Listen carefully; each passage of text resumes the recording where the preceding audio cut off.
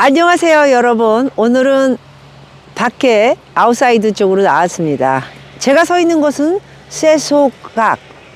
제주도 한번 오신 분들은 서귀포에 하회동과 남원읍 쪽에 있는 효동강, 효돈천, 효돈천을 연결되어 있는 이 세소각을 한 번 정도는 오셨을 거라고 생각이 됩니다. 유독히 제가 살고 있는 중문도 그렇고요, 제주시에 있는 바닷가도 그렇고요, 거기하고는 좀 틀린 것은 뭐냐 하면 모래가 검은 모래입니다.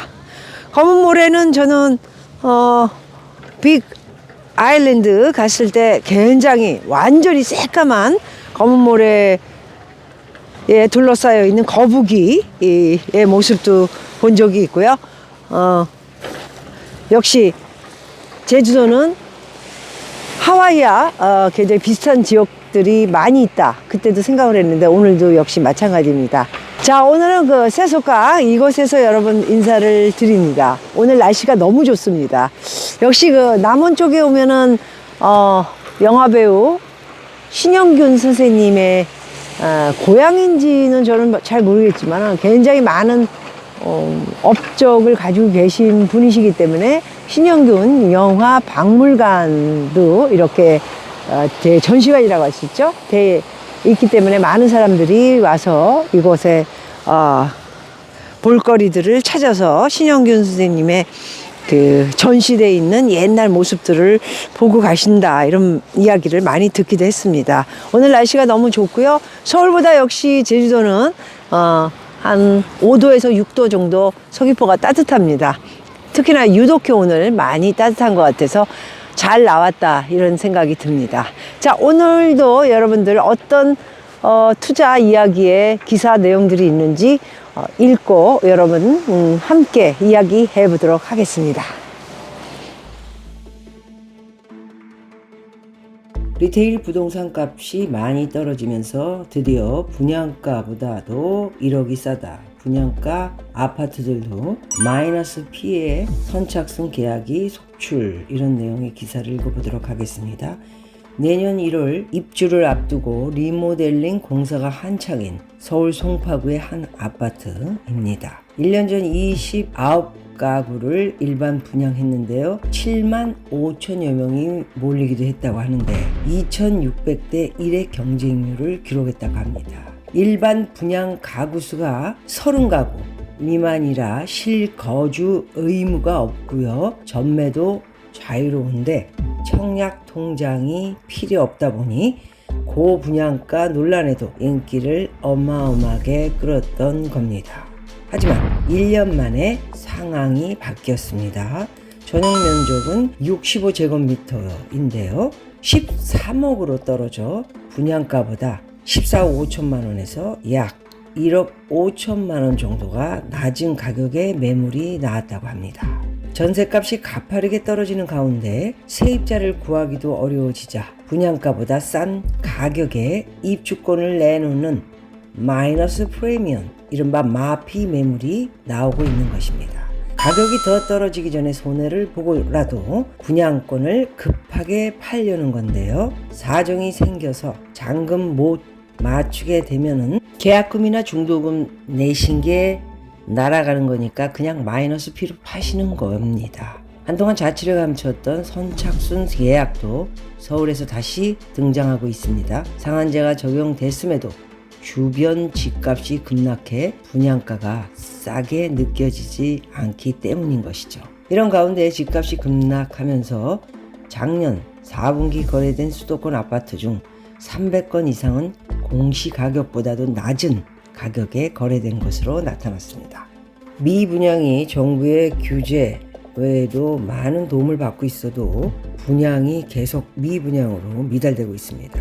분양 한파, 올해 청약 미달 단지가 속출하고 있는데요, 올해 청약 진행한 11개 단지 중 9곳이 1대1 미만, 일부 단지는 80가구 모집 중 1명 정도만 청약하기도 했다고 합니다. 미분양 해소를 위해서 중도금, 무이자 등 엄청난 마케팅을 강화하고 있지만 계속해서 청약 미달이 되고 있는 그런 소식입니다. 고금리의 부동산 경기마저 침체돼서요. 신규 분양을 받기 꺼리는 것으로 판단되고 있는데 부동산 수요가 넘쳐날 때는 입지 등을 고려도 하지 않고 우선 분양을 받는 그런 심리가 강했죠. 지금과 같은 상황에서는 보수적으로 반응을 할 수밖에 없다. 이것이 아마도 생각하는 것들은 변동형 금리 연 4.64 최근에 7.43까지 오르고 있는 금리 이야기를 하는데 그거보다는 저는 심리전이 더 강하다 이렇게 보고 있고요. 부동산이 정신을 이제 차려보니 오를 수 없다. 다 거품이었다라는 것을 많은 사람들이 알게 된 것이죠. 아파트 가격 하락과 더불어 매수 심리는 여전히 냉각 상태인데요. 제가 볼 때 기준치인 100보다 아래로 내려갈수록 집을 팔 사람이 살 사람보다 많습니다. 그런데 이 기준치, 집을 팔려고 하는 사람들의 기준치, 살려고 하는 사람들이 이게 적다. 이런 기준치가 50 정도로 완전히 가게 되면 엄청난 값이 떨어질 것이다 이렇게 보고 있습니다. 서울도 반값이다 11억 5억 5천이 쇼크. 이건 무슨 내용일까요? 남가자동 아파트에 무슨 일이 일어난 것이냐 이런 내용인데요. 남가자동 현대 아파트가 고점 대비 반값에 팔려서요. 혹시 이것이 특수거래 가능성이냐 이런 말들이 오고 가고 있다고 합니다. 여러 번 말씀드렸지만 특수거래로 거래가 됐다 하더라도 떨어져서 거래가 됐으면 그 거래가 신고가 되면서요. 그 값으로 더 많이 떨어질 확률이 있다 이렇게 볼 수 있겠습니다. 서대문구 전세 매매 시세가 뚝뚝뚝 떨어지고 있다 이런 내용인데요. 내용을 좀 들어가서 보니까 서대문구 반값 전세 10억이었던 것이 현재 아이파크가 DMC 2차 아이파크가 4억 2천만 원에 지난해 9월에 10억이었던 것이 이렇게 많이 떨어졌네요. 엄청 많이 떨어졌고요. 부가연동의 이 편한 세상 신촌 84제곱미터가 5억 4천만 원에 체결되기도 했다고 합니다. 2018년 8월만 해도 12억 1천만 원에 전세가 거래가 됐었는데요. 현재 55%가 빠졌군요. 부가연동의 신천 푸르지오 84제곱미터는 최고가 12억 9천만 원까지 전세가 나갔던 것이라고 하네요.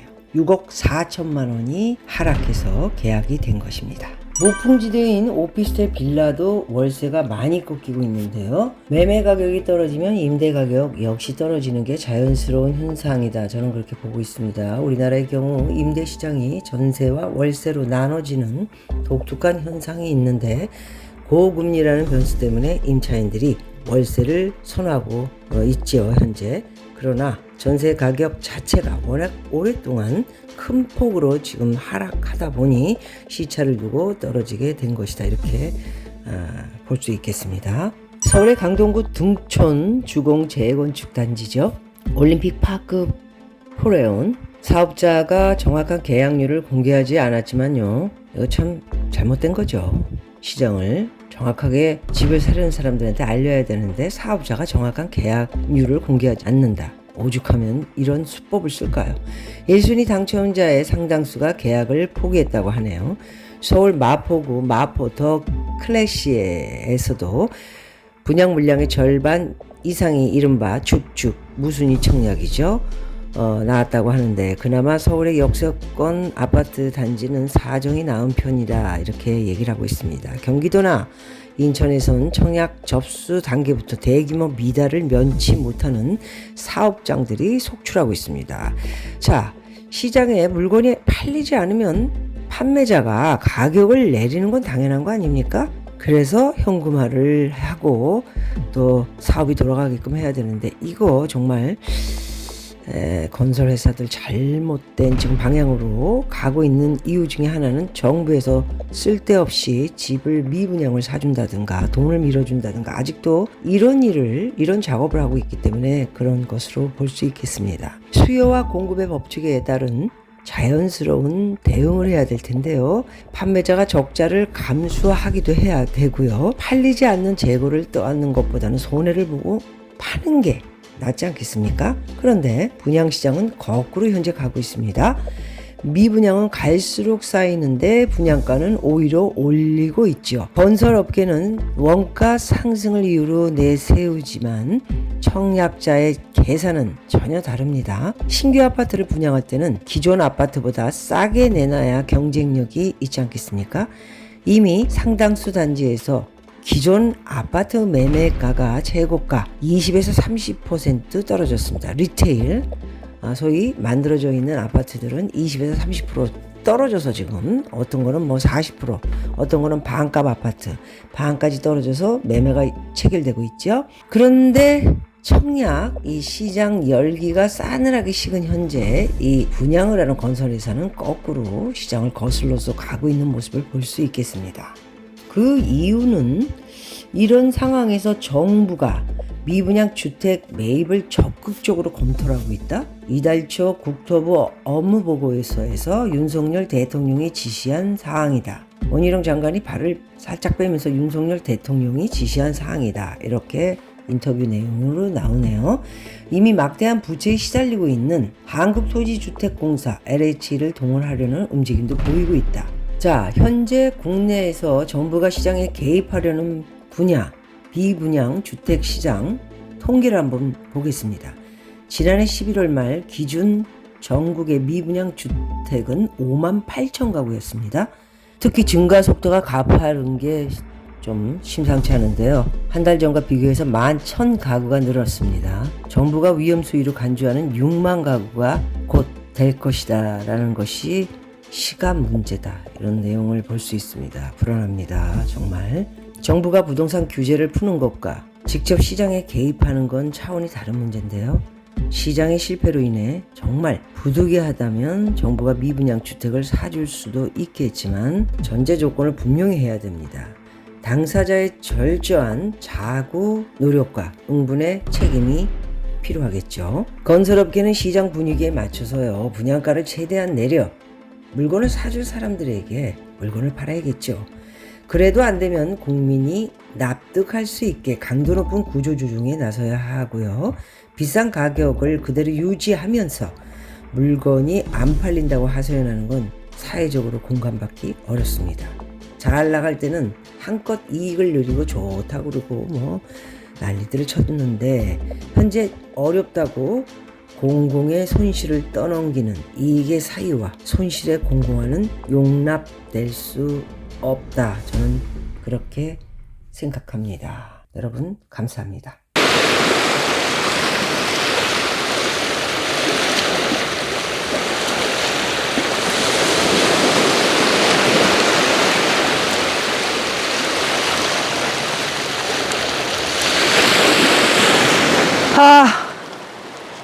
정말 요즘 소비도 많이 꺾인 것 같습니다.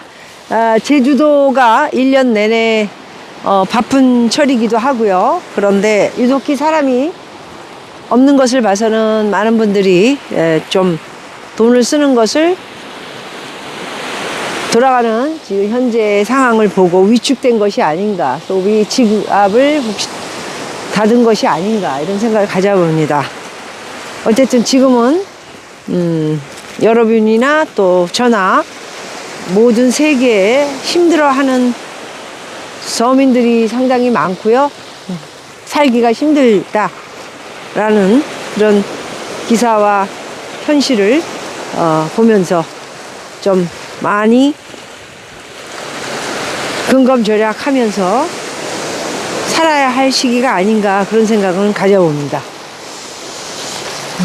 이곳에 오니까 불과 코로나 때 2년 반 전에 알래스카 갔을 때 생각이 나는군요. 알래스카의 끝자락이었던 호모, 정말 너무 멋진 곳이었었습니다. 과연 제가 또 알래스카의 호모를 한 번 더 도전해 볼 수 있을까 라는 생각을 이곳에 오니까 하게 됐고요. 유독히 까만 모래, 바다의 파도, 거품, 까만 돌을 보니까 오늘은 마무리 알래스카의 호모를 기억하면서 추억을 한번 담고 여러분들에게 둥이와 함께 인사드리도록 하겠습니다. 여러분 모두 건강하시고요. 행복하시기를 바라겠습니다. 고맙습니다.